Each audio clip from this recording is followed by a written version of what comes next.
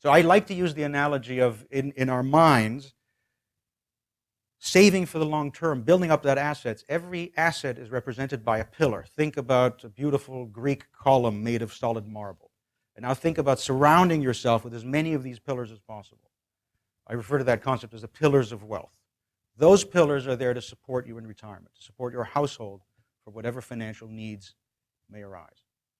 So you want to build up as many different pillars as possible. If you're a business person, you have one big pillar, great, but you want to reduce the risks to losing all of that concentrated wealth. So you want to, over time, siphon off some of that value into other pillars, build up other pillars. Pillars can come in the form of owning property. It could be your own residence. It can be an investment property. They come in the form of 401k plans, 403bs, IRAs. They can be collectibles if you're an art collector, a coin collector, and so on.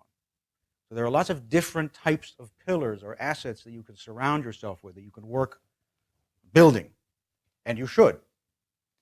If you think about that analogy, it will help you to stay focused on what you want your life to look like 20 or 30 years from now. You want to be surrounded by those pillars.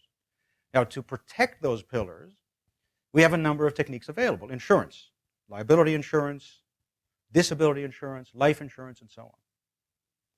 Having those in place is like protecting the foundations of your pillars, making sure that those pillars don't deteriorate over time, making sure that they're there for you. You could put another layer, imagine putting a huge big dome over that entire structure now, through the estate planning process.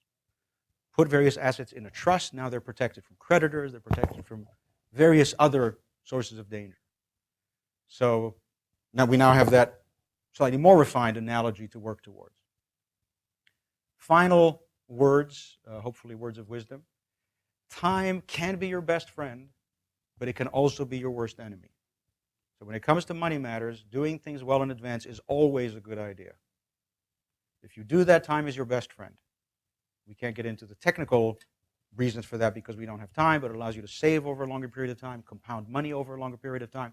It's always better to do.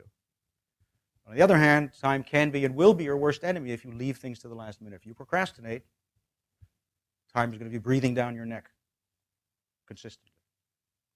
I wish everyone well, and of course we'll be here to answer any questions if any of those come up.